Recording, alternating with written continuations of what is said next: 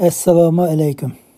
Xitoy hukumati Uyg'urlarga yurgizayotgan mustabid zulmi chekidan ishib ketganligi uchun yana bir jihatdan Xitoy hukumati Rossiyaning Ukrainaga tajovuz qilayotgan harakatini qo'llaganligi uchun Germaniya hukumati Xitoy davlati bilan elib borgan munosabatni bundan keyin qaytadan tanshashib borganligini bildiribdi. Germaniyaning medialarida oshkorlangan xabarlarga qaraganda, Germaniyaning Volkswagen mashina ishlab chiqarish shirkatining Xitoy davlatida davomli mablag' silib, mashina ishlab chiqarish turini davomlashtirish va Germaniya hukumatining iqtisodiy va mablag' silish jihatda kepillikka ilish turi Germaniya hukumati tarafidan tasdiqlanmabdi. Bunda aytganda to'ng'itilibdi.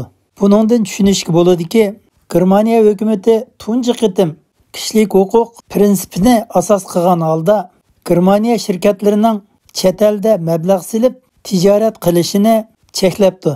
Bu vaziyat Germaniya shirkatlarining Xitoyning bozorlariga mablag' silib pul topmoqchi bo'layotgan shirkatlarga nisbatan shum xabar bo'pti.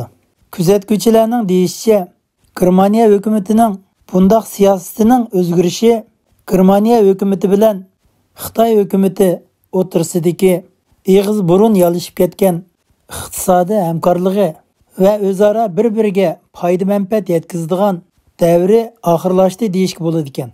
Germaniyada ko'rish nisbati bir qadar yuqori bo'lgan Aynak haftalik gazetida e'lon qilishicha, atalmish Xinjiang Uyg'ur avtonom rayonida yashayotgan Uyg'urlarning hayot mamotligi kundan kunga nacharlashib, Uyg'urlarning insoniy huquqi tafsandilikka uchrayotganligidan Germaniya hukumati qaytadan yangi siyosat chiqarib, atalmish Xinjiang Uyg'ur avtonom rayonida qaytadan mablag' silib, mashina ishlab chiqarmoqchi bo'layotgan Volkswagen shirkatining iqtisodiy mablag' silish kepillik iltimosini Germaniya hukumati rad qilgan hamda Volkswagen shirkatining Xitoy davlatiga mablag' qilib solgan 3 milliard mablag'ning xatarini o'z ustiga elishni qaror qilgan.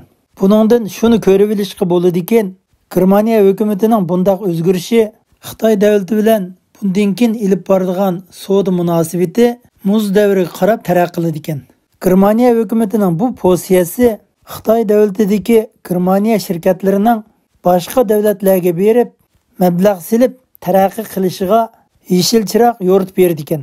Ochiq qilib aytganda, Germaniya hukumati Uyg'urlarning inson haq huquqining dafsanda bo'layotganligini bahona qilib turib, Xitoy davlatida bundan keyin Germaniyaning shirkatlarining mablag' silib tijorat qilishiga iqtisodiy jihatda, mablag' jihatda ta'minlash va iqtisodiy kepillikka elish qatorliq siyosatlarni to'xtatibdi.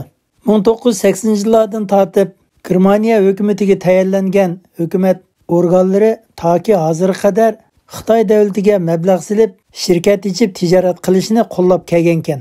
Bu qitim yangi chiqqan Germaniya hukumati Xitoy davlatiga mablag' silib savdo qilish tuzilmalarini o'zgartib, Germaniyaning Xitoydagi shirkatlarini butunlay chekinib chiqish va boshqa davlatlarga mablag' silib shirkat ichish yangi siyosatini tuzib chiqqan. Germaniya hukumatining yangi tayinlangan iqtisodiy ministrining deyishicha, Xitoy davlatida shirkat ichayotgan Germaniya shirkatlari inson huquq masalasini birinchi o'ringa qo'yish kerak va bu masalasida qattiq tekshirish olib berish kerak. Agar Xitoy davlatidagi Germaniya shirkatlarini boshqa davlatlarga yo'tmoqchi bo'lsa, buningga Germaniya hukumati yordam qiladi ekan. Agar unda qilmay, bir qism Germaniya shirkatlari yana davomli Xitoy davlatida tijoratini davomlashtiradi ekan, xiyim xatiriga o'zi kepillik qiladi debdi.